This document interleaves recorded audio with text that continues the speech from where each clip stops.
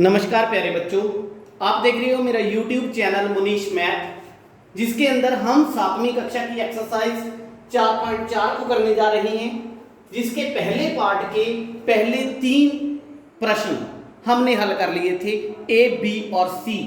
अब हम करने जा रहे हैं इसका डी पार्ट, जिसकी स्टेटमेंट है जब मैंने एक संख्या के दुगने में से 11 घटाया तो मुझे 15 प्राप्त हुआ, वो संख्या ज्ञात करें। तो हम इसको कैसे हल करेंगे? सबसे पहली बात जो हमने पहली वीडियो के अंदर सीखी थी कि एक संख्या, तो उस संख्या को सबसे पहले हम मान लेते हैं, ठीक है, उसकी कोई चर वैल्यू मान लेते हैं। मान लो संख्या कौन सी है? x। तो फिर प्रश्न क्या कहता है हमें? प्रश्न की शर्त से प्रश्न कहता है कि इसके दुगने में से, इसका दुगना मतलब 2x, सीधे लिख दिया मैंने, दुगना में से 11 घटाया, -11 किया, तो मेरे को आंसर कितना प्राप्त हुआ? 15 प्राप्त हुआ। क्लियर? अब जो स्टेटमेंट मेरे को दी गई थी उसको मैंने गणित की भाषा में एक समीकरण का रूप दे दिया। क्या दे दिया? समीकरण का रूप। अब मेरा काम है इस समीकरण को हल करना। कैसे हल करेंगे हम? सबसे पहले इस 11 की बात करते हैं। 2x वहीं पड़ा है, 15 भी वहीं पड़ा है। ये माइनस का 11 है इस साइड, उस साइड लेकर जाएंगे तो प्लस का 11। क्लियर? आपको बताया था कि समीकरण हल करते वक्त माइनस जो होती है उस साइड जाकर प्लस बन जाती है, प्लस जो होता है वो माइनस बन जाता है, डिवाइड होता है गुना बन जाता है, गुना होता है डिवाइड मीन भाग बन जाता है। क्लियर? तो फिर 2x बराबर में 15 प्लस 11 26। अब इस 2 को देखें, ये 2 किसमें है? गुना में है, तो क्या बनेगा? ये भाग में बन जाएगा। x बराबर में 26, ये 2 आ गया नीचे, 2 13 26 होते हैं, तो x का मान हमारे पास 13 आ गया। तो हम इसको कैसे लिखेंगे?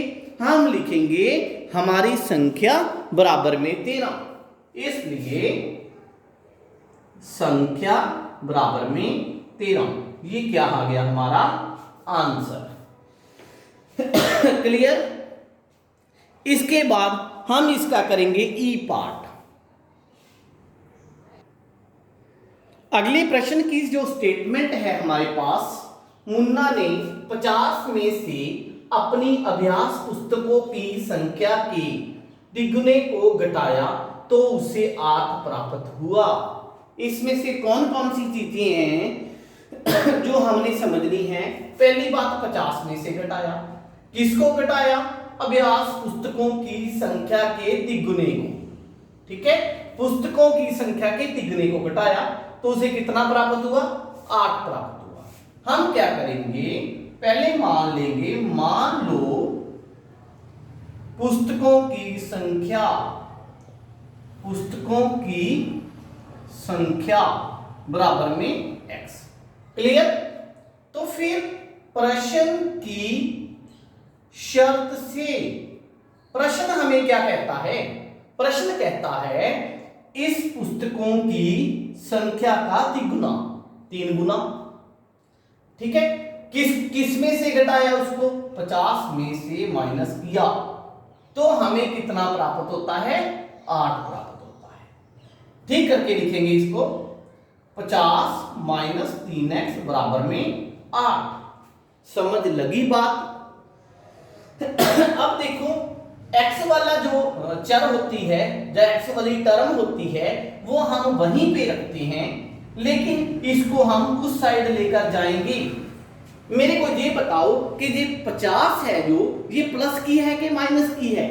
इसके जो आगे निशान है वो कोई भी नहीं है, तो इसका मतलब प्लस माना जाएगा।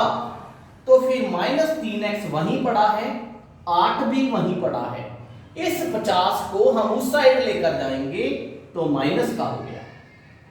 तो -3x बराबर में ये देखो 8 प्लस का है, 50 माइनस का है, तो माइनस के 42 आ गए। क्लियर, माइनस कर दिया, बड़े वाला निशान लगा दिया जहां पे। अब माइनस यहां भी है, माइनस यहां भी है हम इसको कैंसिल कर सकते हैं। ये 3 गुना में पड़ा है तो भाग में आ जाएगा 42/3। 3 14 42 होते हैं, इसलिए x का मान कितना आ गया 14। तो फिर क्या लिखेंगे, इसलिए पुस्तकों की संख्या बराबर में 14। ये हमारा आंसर आ गया। क्लियर है ना? एक बार दोबारा रिपीट कर देता हूं इन्होंने कहा मुन्ना ने 50 में से 50 में घटाया। किसको घटाया? पुस्तकों की संख्या के तिगुने को। पुस्तकों की संख्या x मान ली, इसका तिगुना ये आ गया। तो आंसर कितना आता है? 8 आता है। 50 वैसे ही पड़ा है, -3x + 8। हमने उस साइड किसको लेके जाना है? चर वाली वैल्यू को नहीं लेके जाना, ठीक है, अचर को लेके जाना है। ये पड़ा है अचर, तो उस साइड चला गया। बड़ा आसान प्रश्न है, थोड़ा सा बाकी प्रश्नों से अलग है, थोड़ा ध्यान से करना आप इसको। उसके बाद इसका एफ पार्ट हम सॉल्व करते हैं। एफ पार्ट, इसके एफ पार्ट को देखें आप। स्टेटमेंट दी गई है, अनवर नाम का कोई विद्यार्थी है, वो एक संख्या सोचता है। यदि वह इस संख्या के, ये बात की बात है, पहले वो एक संख्या सोचता है ना, तो हम भी क्या लिखेंगे, मान लो संख्या कौन सी? x।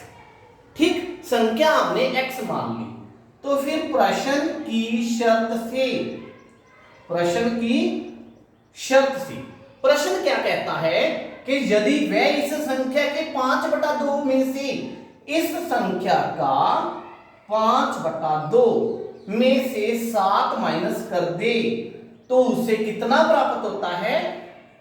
23 प्राप्त होता है। बात क्लियर हुई ना? इसको हल करते हैं। कैसे हल करेंगे? तो 5/2x, इसको सही करके लिख लिया मैंने। ये -7 था जो, वो मैं उस साइड लेकर जाऊंगा, तो फिर 23 + 7। क्लियर? कई बच्चे सोचेंगे कि सर यार यहां पे आप खाली स्थान क्यों छोड़ते हो? बेटा ये मैं इसलिए छोड़ता हूं ताकि आपको क्लियर पता चल जाए कि हम इस संख्या को यहां से उठाकर यहां ले जा चुके हैं। तो फिर 5/2x बराबर में 23 + 7 कितना होता है? 30। ठीक, तो x का मान कितना आ गया? 30। जो चीज भाग में पड़ी है उसको हम गुना में ले जाएंगे, जो गुना में पड़ा है इसको भाग में ले जाएंगे। क्लियर? 5 के पहाड़े में 30 6 पे आता है, तो x का मान कितना प्राप्त हुआ? 12 प्राप्त हुआ। ठीक है, x का मान हमारे पास 12 आ गया। तो हम कहेंगे इसलिए हमारी संख्या, अनवर की संख्या 12 है। कितनी है? 12। क्लियर हो गया ना? ये प्रश्न काफी इंपॉर्टेंट प्रश्न है, ये पेपर में अक्सर आ जाते हैं। उसके बाद इसका अगला प्रश्न, प्रश्न नंबर 2। प्रश्न नंबर 2 हम अपनी अगली वीडियो के अंदर कवर करेंगे। अगर आपको मेरी ये वीडियो अच्छी लगी तो प्लीज मेरे जो इस वीडियो है अपने फ्रेंड्स के साथ शेयर करें। किसी भी क्वेश्चन के लिए आप मेरे YouTube के कमेंट बॉक्स में कमेंट कर सकते हैं। मेरे चैनल को सब्सक्राइब जरूर कर लें, क्योंकि जब भी नई वीडियो अपलोड होती है तो आपको नोटिफिकेशन से ये पता चल जाता है कि नई वीडियो अपलोड हो चुकी है। Thank you.